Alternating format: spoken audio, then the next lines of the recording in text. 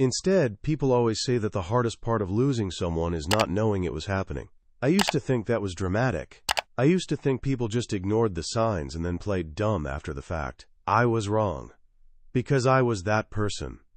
I was the man who kissed his wife goodbye every single morning, made the coffee, set the alarm, locked the front door, and drove 40 minutes to work, genuinely believing that everything was fine.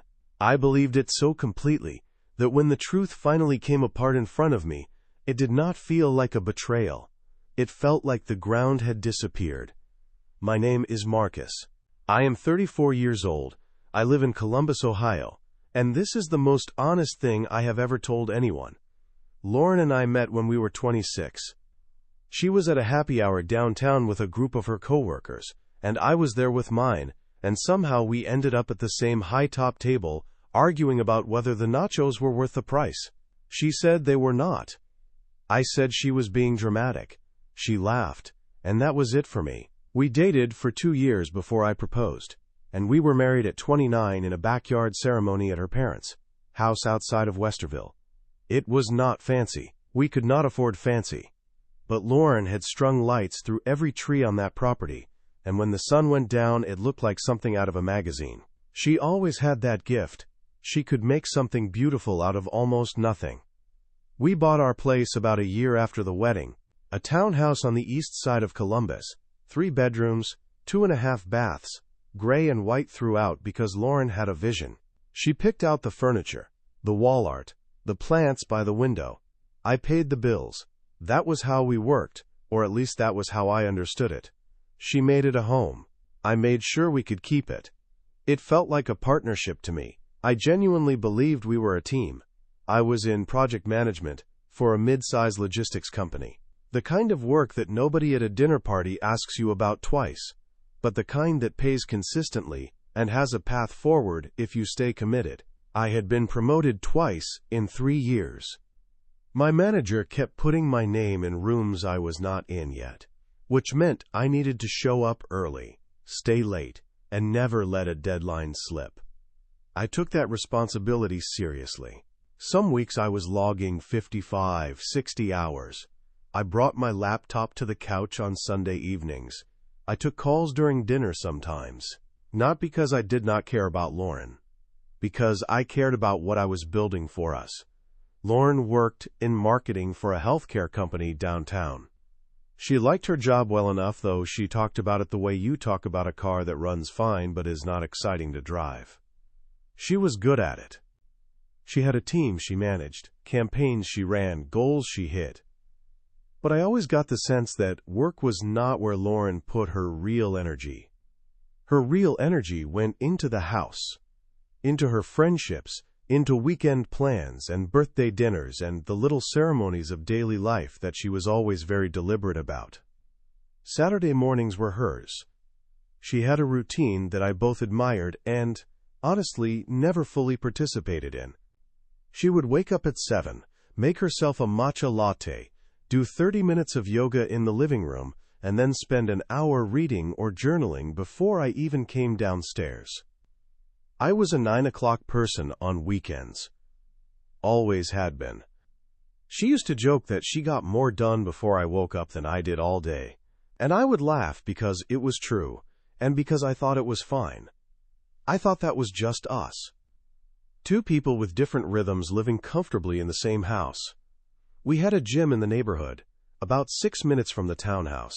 A place called Momentum Fitness, the kind of mid-market gym with the good equipment and a smoothie bar in the lobby. Lauren started going more regularly that January. She had made a resolution, she said. She wanted to feel stronger. I told her that was great. I was proud of her, genuinely. I remember thinking it was good that she had something for herself, something that was not work and was not me. I thought I was being a supportive husband by not making it a big deal. I was still going to the gym myself, just not that one. I had a corporate discount at a place closer to my office, and I would try to get there 2 or 3 mornings a week before work. We had separate gym routines, the same way we had separate commutes and separate lunch breaks.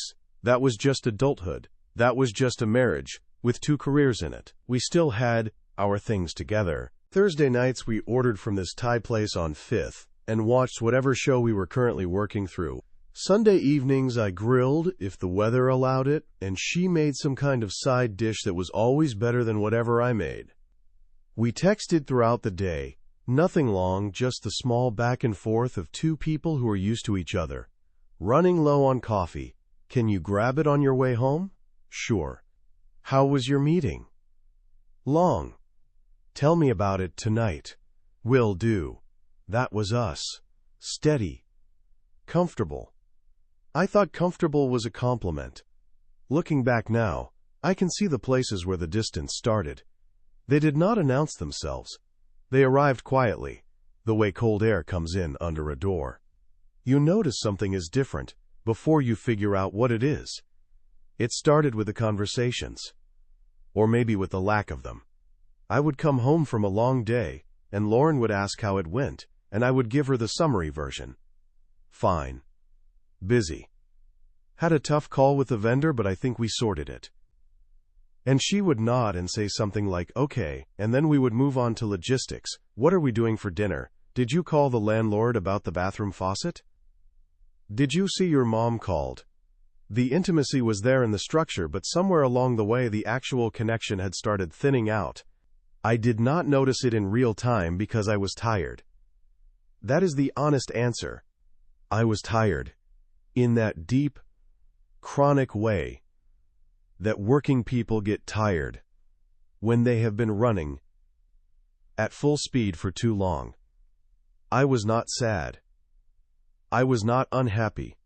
I was just operating, moving through the days with efficiency, checking boxes, hitting targets, falling asleep with my phone on my chest. I told myself that this was temporary, that the push I was making now would pay off for both of us later, that Lauren understood that she was on board. But here is the thing about the story I was telling myself. I was the only one telling it. I remember one night in February, a Wednesday. I had gotten home around 8:30 after a project meeting that ran long, and Lauren was on the couch with a book. She looked up when I came in and smiled, but it was the kind of smile that does not reach the eyes. I kissed her on the top of her head and went to the kitchen to find leftovers, and I heard her turn a page. I heated up whatever was in the container in the fridge and stood at the kitchen counter eating it because I was too tired to sit at the table and too wired to go straight to bed. I did not go back to the couch. I took my plate to the office and pulled up my email. I did not think anything of that night until much later. At the time it was just a Wednesday. But if I am being honest with myself, and I am trying to be, I think that was one of those moments where Lauren looked up from her book, hoping for something more, and I walked past it without knowing it was there.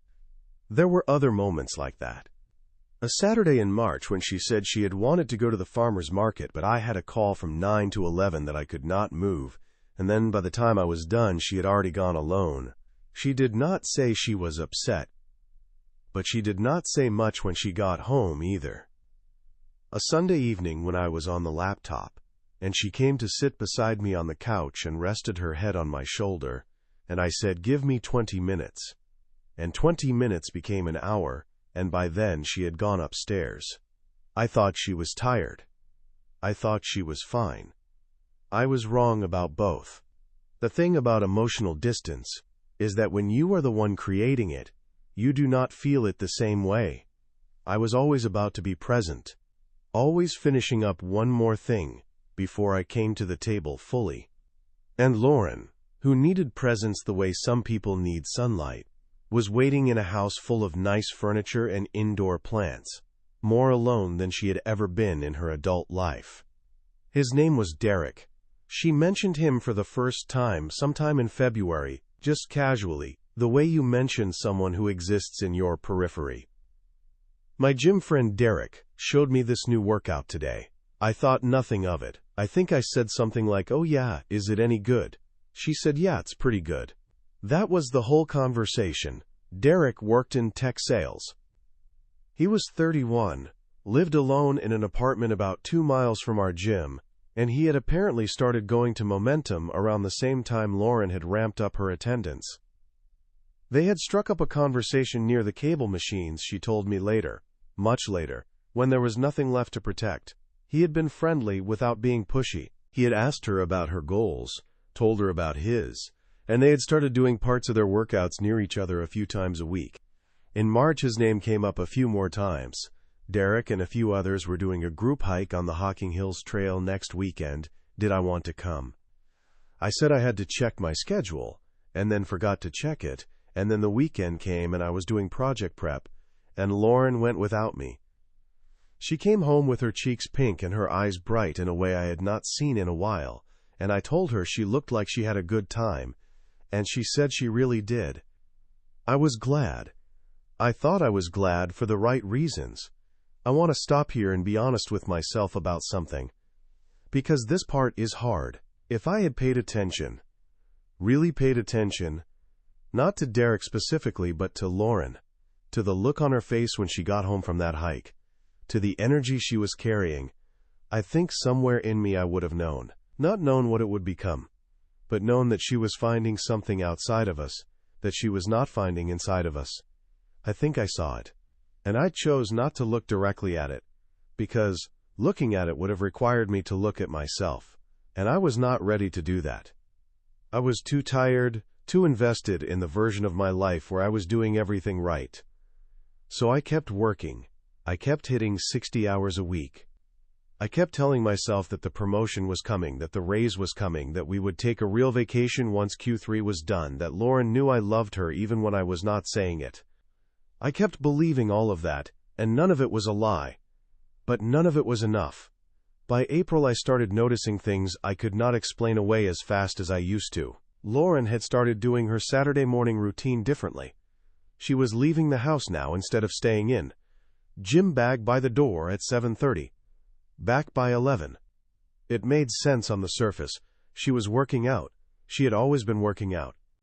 But there was something about the way she came home those mornings, showered, and then sat on the couch with her phone, with a small private smile, that started to sit wrong in my stomach. I told myself I was imagining it. I told myself I was projecting. I was tired and stressed. And sometimes tired and stressed people see things that are not there. That was the first thing I reached for. It became a habit. One evening in late April, I came home to find her laughing at her phone while she was making dinner. Not a polite laugh. A real one, the kind where your shoulders shake. I asked her what was funny, and she turned the phone face down on the counter and said, "Oh, just something one of the girls sent me." I did not ask which girl. I did not ask to see it. I just said, "Oh, nice," and poured myself a glass of water. But I noticed that she had turned the phone over. And I noticed that she did not show me, and then I noticed myself noticing. May was when it started feeling less like a suspicion and more like a weight I was carrying without being able to put it down. Lauren had started getting dressed up more. Not dramatically, not in ways that would have set off alarms if I had seen them on a stranger. But I knew her. I had known her for 8 years. And there was a new attention to detail in the way she put herself together on days that were not special occasions. A specific perfume she had not reached for in months. Earrings on a Tuesday. I mentioned it once. I said, "Hey, you look really nice." She said, "Thanks, I just felt like making an effort." And I thought, okay. And then I thought, why now? I checked her phone once. I am not proud of it. It was a Thursday evening in May, and she had left it on the kitchen counter while she was in the shower. And I picked it up, and I looked. I did not find anything definitive. Their texts were friendly, but not incriminating. There was warmth in them. The kind of warmth that you could read either way depending on how afraid you were. He had sent her a voice note once that I could not play without her noticing, and I put the phone back down and stood there in my kitchen, hating myself for looking, and hating myself for not finding nothing. I brought it up that weekend. Not the phone, not Derek specifically, but the distance. I told her I felt like we had not really been connecting lately, and that I wanted to do something about it. I had planned what I was going to say. I was going to be calm. I was going to be open. She looked at me across the kitchen table and said, "Marcus, you work until 9 o'clock 3 nights a week and spend Sunday on your laptop. I do not know what kind of connection you think I'm supposed to build around that." And I heard that. I heard it, and it stung. And I said, "I know, and I'm trying to fix it, and I want us to be better." And she said, "Okay." And we hugged. And I thought we had turned something around. She was still texting him that night. I did not know that then. I know it now. In June, she started doing something she had never done in 5 years of marriage. She started staying up after I went to bed. I would wake up at midnight, 1 in the morning sometimes, and the other side of the bed would be empty. I would find her downstairs, with the lamp on and her phone in her hands, and she would look up and say she just could not sleep, that she was not tired. I would tell her not to stay up too late and go back upstairs. I would lie in the dark and stare at the ceiling. I would tell myself it was nothing. I would not quite believe it. I started noticing the gym schedule more carefully. She had shifted her days. Used to be Monday, Wednesday, Saturday. Now it was Tuesday, Thursday, Saturday. I knew Derek went Tuesday and Thursday, because she had mentioned it once without thinking. She had said, "Oh, Derek always does legs on Thursday, it's kind of funny."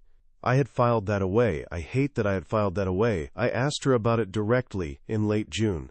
We were in the car coming back from dinner with friends, one of those evenings that had felt almost like the old us, and on the way home I said, "Hey, how often do you and Derek actually hang out?" And she said, "What do you mean? It's just the gym." And I said, "I know, but you mention him a lot, and I just wanted to understand what the situation was." And she looked at me like I had said something unreasonable. She said, "Marcus, he is a person I work out near sometimes. I talk to him about fitness stuff. I am not going to justify having a friend to you." And I said, "I'm not asking you to justify anything, I'm just asking." And she said it felt like I was accusing her of something. And I said I was not. And we drove the rest of the way home in silence. I felt crazy. That is the honest word for it. I felt like I was doing something wrong by asking. Like my concern was the problem. And because Lauren had always been the emotionally intelligent one between us, I deferred to her read on the situation. She said I was being insecure. I told myself she was probably right. I apologized. I do not know why I apologized, but I did. July 4th weekend, we went to her cousin's house for a cookout. I watched Lauren the whole day, not obsessively, just the way you watch someone when you are trying to understand them again. She was warm and funny and present in a way she had not been with me in months. She laughed easily, told stories, refilled people's drinks. She was magnetic. She always had been.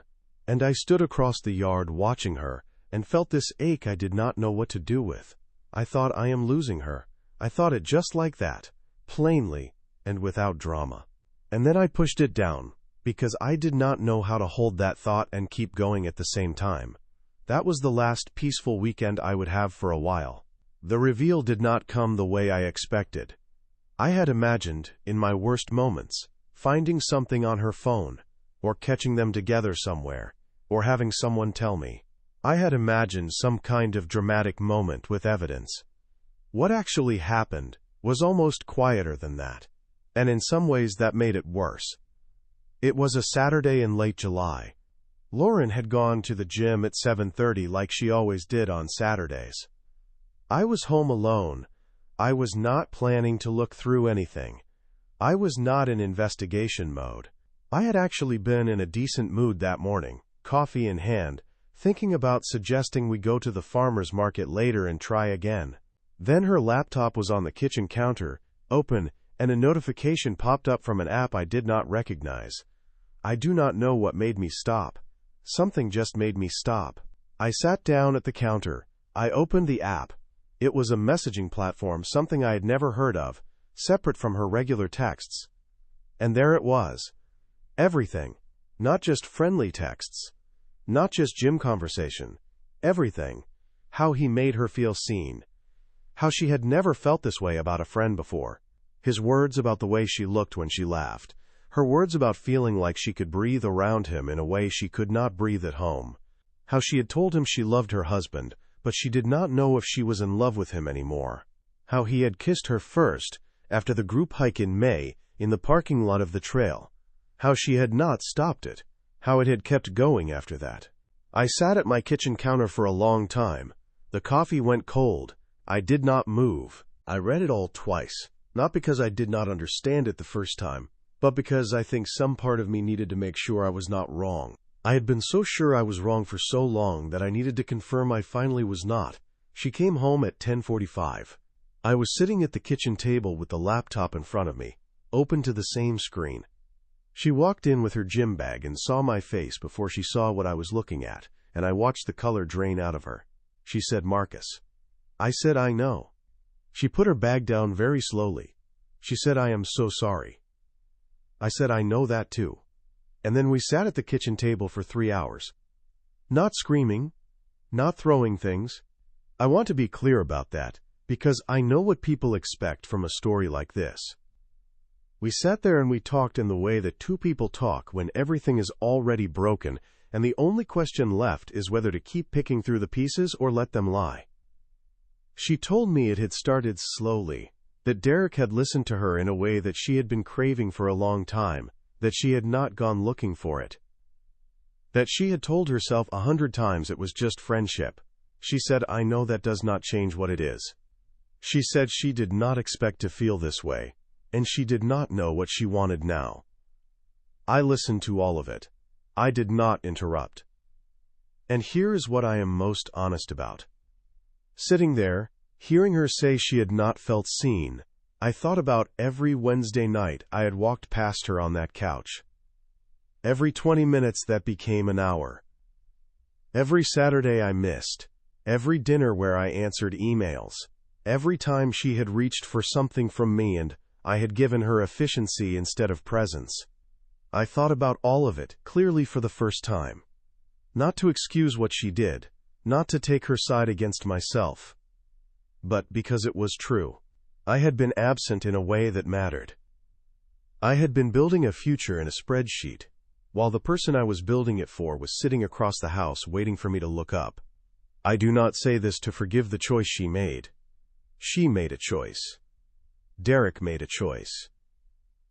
There is a place where the reasons stop being reasons and become something else. But I am honest enough with myself to know that I had starved something in my marriage, and somewhere in that hunger she had found someone who offered to feed it. That is not a justification, it is just the truth. I asked her one question, before I stood up from that table. I asked her if she was in love with him. She looked at me for a long time. She said she did not know. I nodded. I stood up. I picked up my keys.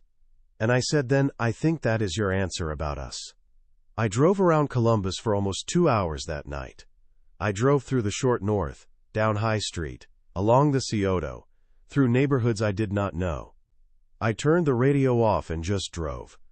And somewhere on the east side of the city, in a part of town neither of us knew well, I said it out loud to myself alone in the car. I said I gave everything I had to something I thought I was building for us, and somewhere along the way she stopped standing in the place I was building it toward. I said I do not know if I did that by not showing up or if she left before I had the chance to fix it. I said I think both things can be true and neither of them can bring this back. I said I loved her the whole time. And then I said I am done. Not out of anger. Not in the heat of something I would regret. I said it because it was simply, completely, irreversibly true. I drove home. I parked in the driveway of the house we had bought together, the one she had made beautiful, the one with the gray walls and the plants by the window. I sat in the car and looked at the lights on inside. And I said it one more time, quietly, to no one but myself. It is over. And I am going to be all right.